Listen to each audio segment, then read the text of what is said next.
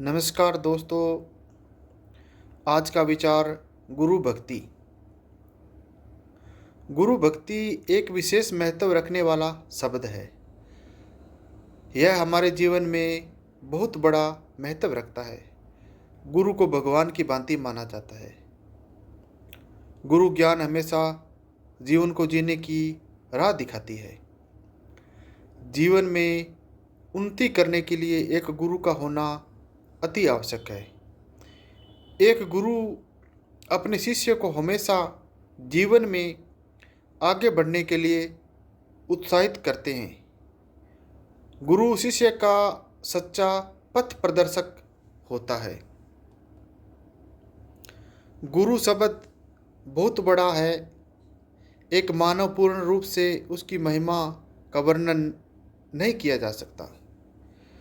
ईश्वर से उच्च पद प्राप्त गुरु ही संसार व ईश्वर का ज्ञान करवाता है। एक सच्चा गुरु अपने शिष्य को सही पथ दिखाता है। जीवन में किसी लक्ष्य की साधना के लिए गुरु का होना नितांत अनिवार्य है। गुरु भक्ति एक साधक को अंधकार से ज्ञान रूपी प्रकाशमान संसार में ले जाता है। अर्थात कहते हैं कि शब्दार्थिक रूप में गुरु शब्द दो शब्दों गु तथा रू से मिलकर बना है।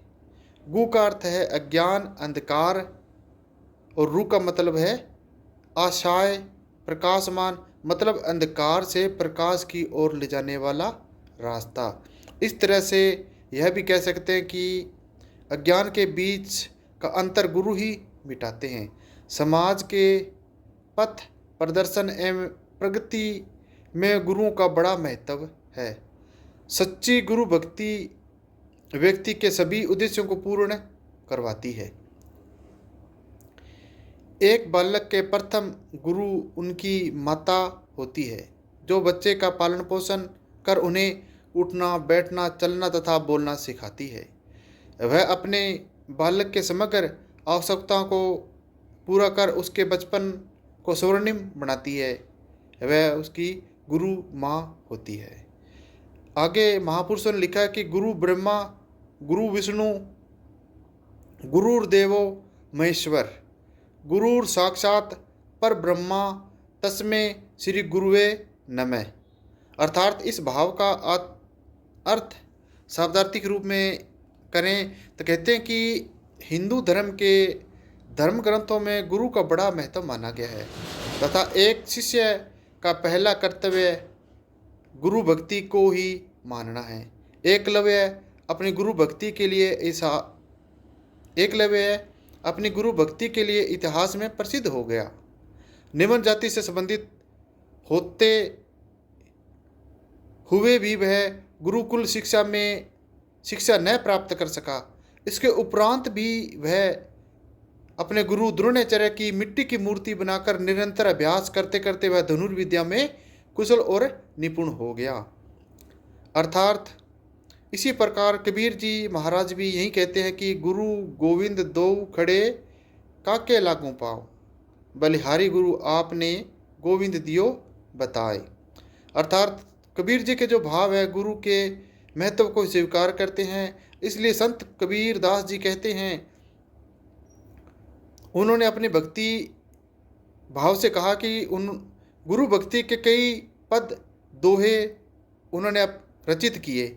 वे मानते थे कि ईश्वर और मानव के बीच की कड़ी गुरु है, जिसके बिना ईश्वर की प्राप्ति संभव नहीं है। अर्थात ईश्वर की प्राप्ति के लिए हमें गुरु का होना अत्यंत आवश्यक है।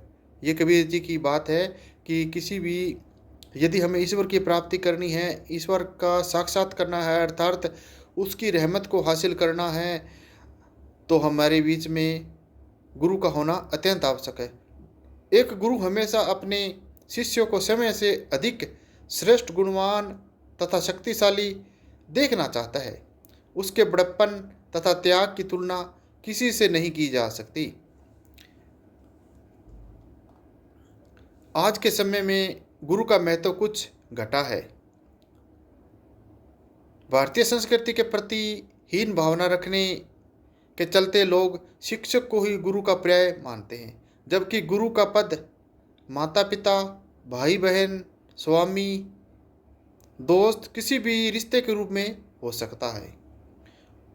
अर्थात एक गुरु और शिष्य का पवित्र त्यौहार जिसे गुरु पूर्णिमा भी कहते हैं, इसमें गुरु की आराधना की जाती है और गुरु की पूजा की जाती है।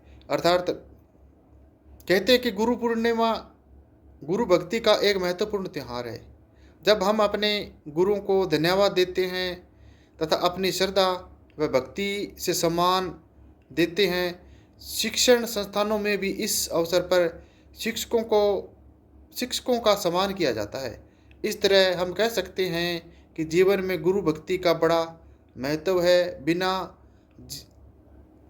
एक शिक्षक के बिना अर्थात एक गुरु के बिना जीवन एक अंधेरी कोठरी में बंद आत्मा के समान हो जाता है।